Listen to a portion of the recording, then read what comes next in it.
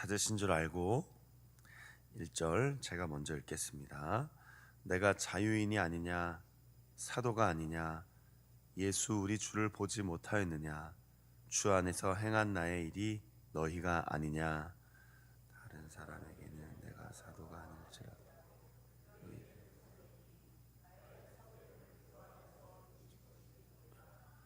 나를 비판하는 자들에게 변명할 것이 이것이니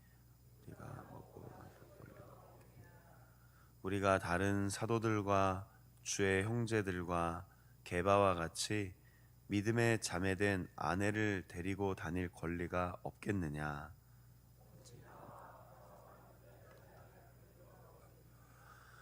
누가 자기 비용으로 군복무를 하겠느냐. 누가 포도를 심고 그 열매를 먹지 않겠느냐. 누가 양떼를 기르고 그 양떼의 젖을 먹지 않겠느냐.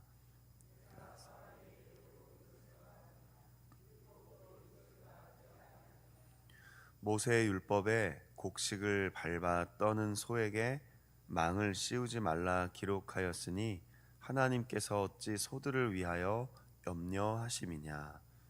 오로지 우리를 위하여 말씀하심이 아니냐. 과연 우리를 위하여 기록된 것이니 밭 가는 자는 소망을 가지고 갈며 곡식 떠는 자는 함께 얻을 소망을 가지고 떠는 것이라. 아멘. 오늘부터 9장을 읽기 시작하는데요. 나의 권리를 포기할 때 첫 번째 말씀을 나누도록 하겠습니다. 오늘과 내일 똑같은 제목으로 말씀을 나누도록 하겠습니다. 우리 성도님들은 나에게 주어진 권리를 얼마나 주장하십니까? 다시 말하면 이것은 내 권리입니다. 이것은 내가 포기할 수 없습니다. 이것은 지극히 당연한 나의 권리입니다. 라고 하는 것이 있으시겠죠. 그것을 얼마나 포기하실 수 있겠습니까?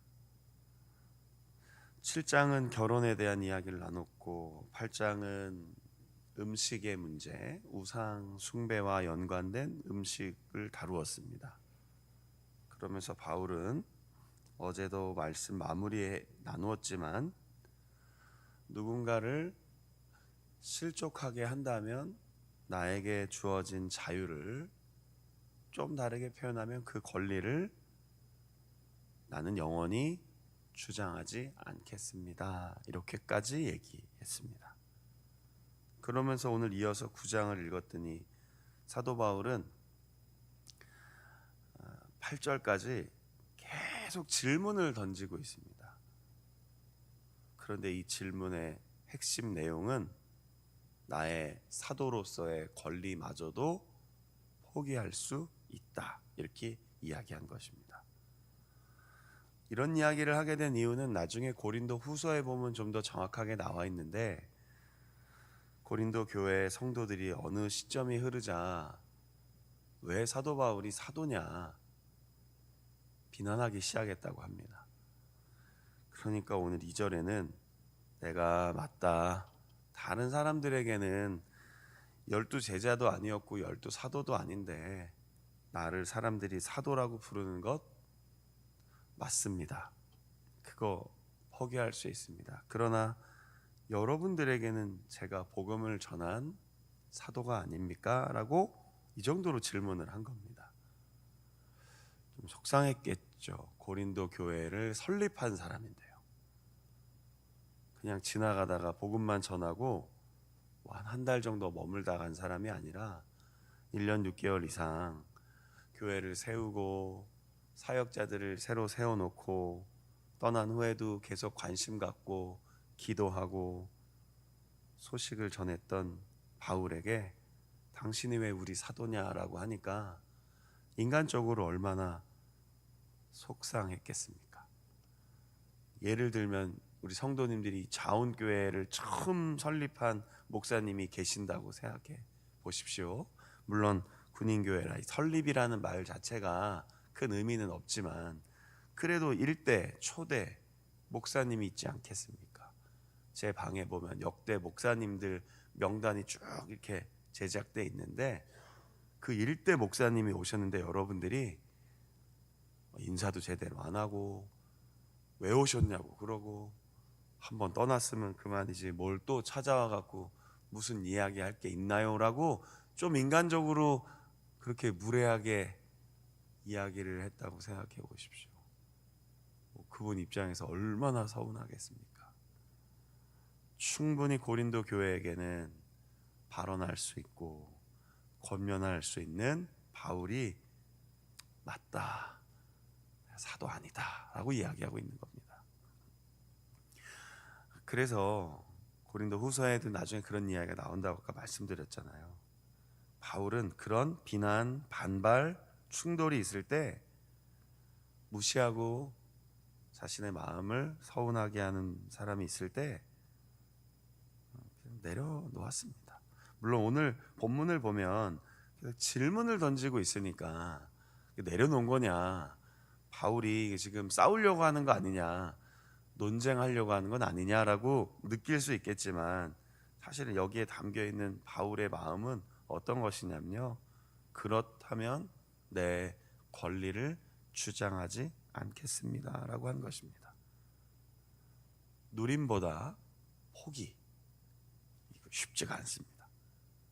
누리는 게 훨씬 쉽습니다. 저도 목사로서 누릴 수 있는 권리들이 좀 있습니다. 그거 정말 쉽습니다. 그런데 그 권리를 포기하고 더 낮은 자의 모습으로 섬길 수 있겠는가라고 하면, 말로는 이렇게 하지만 막상 해야 되면 불편하고 피곤한 일이 많아서 자꾸 이렇게 요리조리 피하게 되는 것 같습니다. 말로 잘 조리 있게, 말은 또 얼마나 잘합니까? 그럴듯하게 설교를 이렇게 매일매일 하니 말하는 훈련이 얼마나 잘 되어 있겠습니까? 합리적인 것처럼 보이는, 그럴듯하게 보이는, 이러다가 성경 구절 하나 착 읽어드리면 아, 목사님 말씀이 하나님 말씀이겠구나라고 얼마나 많이 속으시겠습니까? 그런데 이걸 내려놓고 그 권리를 주장하지 않겠습니다 라고 하는 것은 매일매일의 성령 안에서의 훈련이 필요한 것 같습니다. 바울은 그 질문을 던진 것입니다.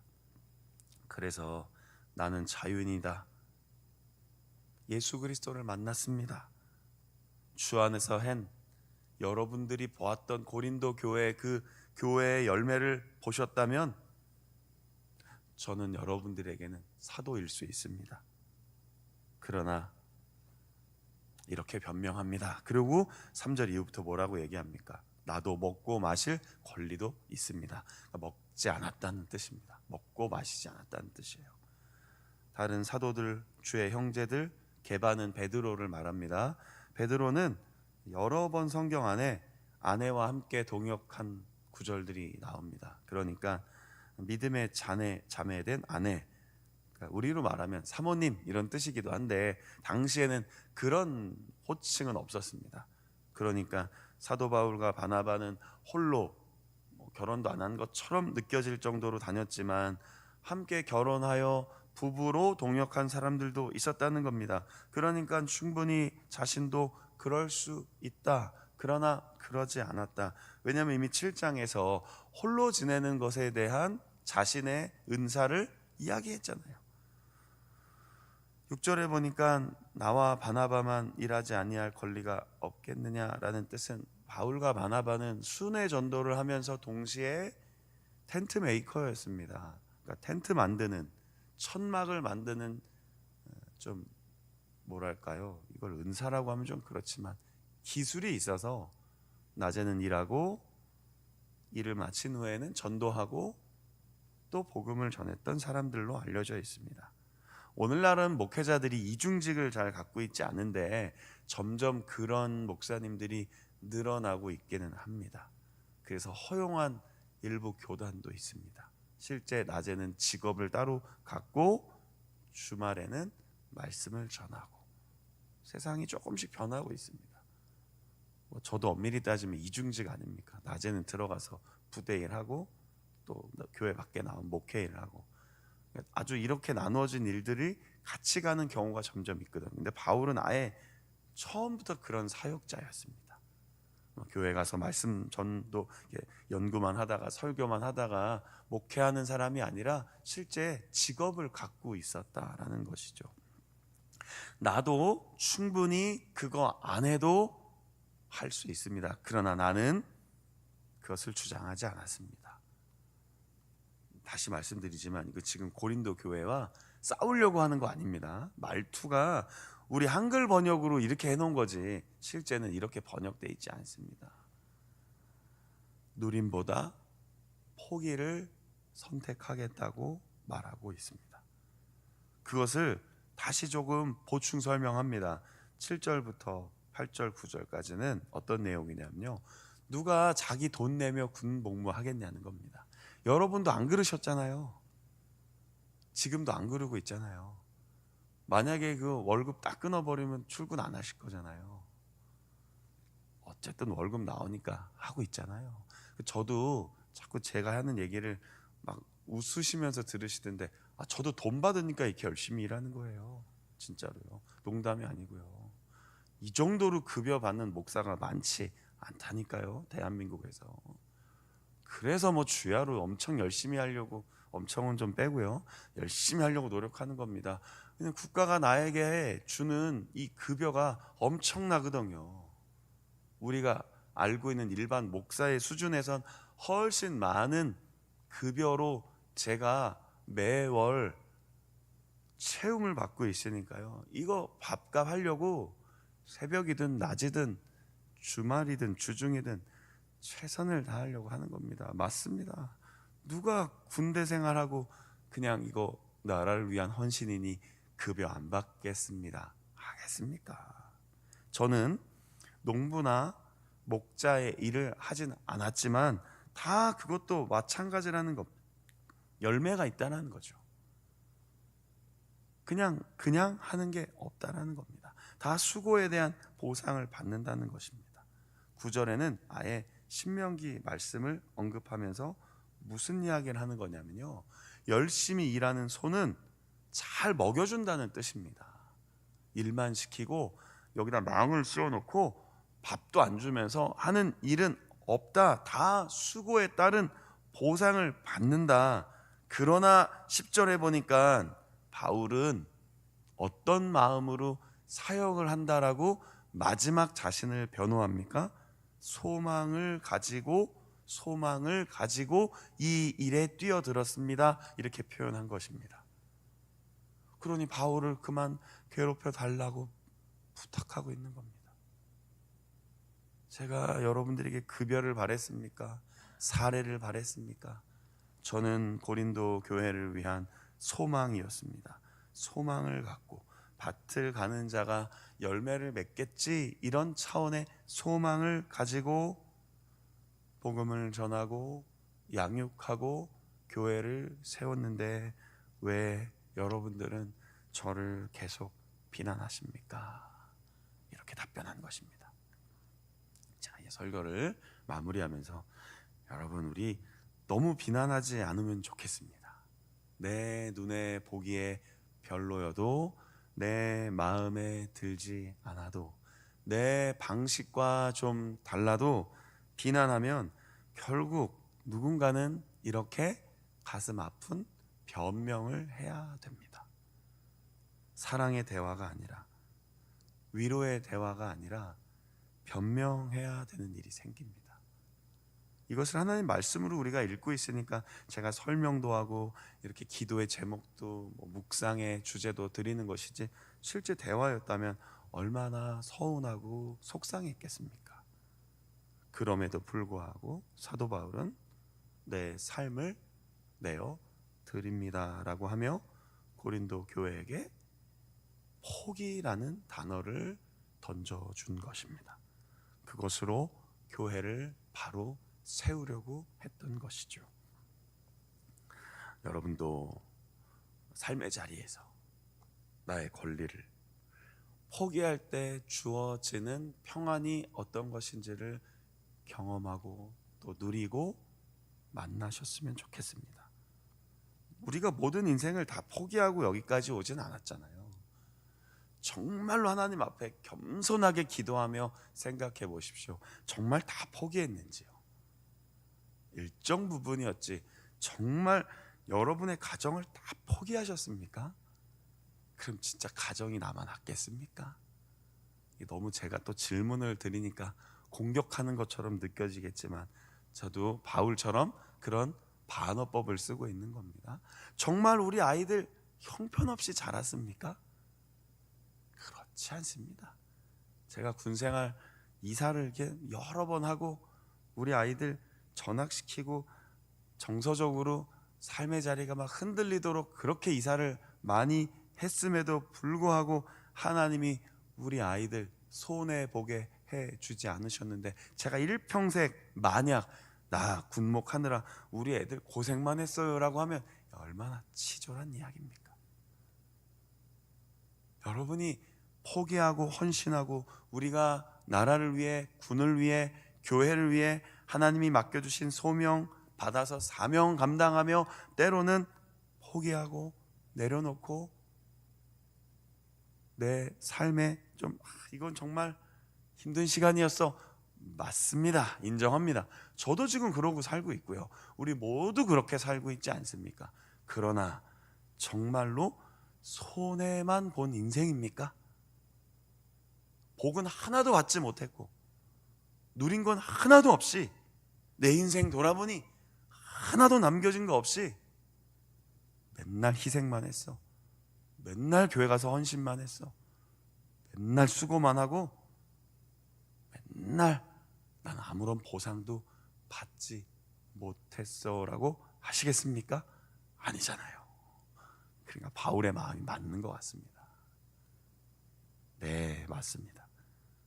내어드리고 내 권리를 주장하지 않고 포기할 때 하나님께서 나를 통해 일하셨습니다. 그것이 분쟁과 갈등에 놓여있는 고린도 교회 성도님들에게 전해준 바울의 이야기였습니다. 설교를 마치면서 이런 문장을 제가 이렇게 적어놨습니다. 책에서 본 문장이거든요. 하나님은 능력 있는 사람보다 사랑 있는 사람을 사용하십니다. 참 이렇게 마음에 찔림도 있고 생각해 보는 문장이었습니다. 다시 읽어드릴게요. 하나님은 능력 있는 사람보다 사랑이 많은 사람을 통해 하나님의 뜻을 이루십니다. 바울은 고린도 교회를 사랑한 목회자였습니다. 그러니까 이런 편지를 전하죠. 우리도 그런 마음으로 가정을 사랑하고 여러분들에게 주어진 일터를 사랑하고 그리고 교회를 사랑하며 하나님을 사랑하고 이웃을 사랑하는 그런 그리스도인 되기를 소망합니다. 기도하겠습니다. 하나님, 내어놓음, 내어드림, 그리고 때로는 포기와 나의 권리를 주장하지 않음, 결코 간단한 말 한마디로 될 수 있는 것은 아닙니다. 그러나 하나님이 나에게 기대하시고 예수 그리스도께서 죽으시고 부활하시면서까지 나를 구원하셨던 그 은혜 안에서 우리도 오늘 이 주제를 고민하고 묵상합니다.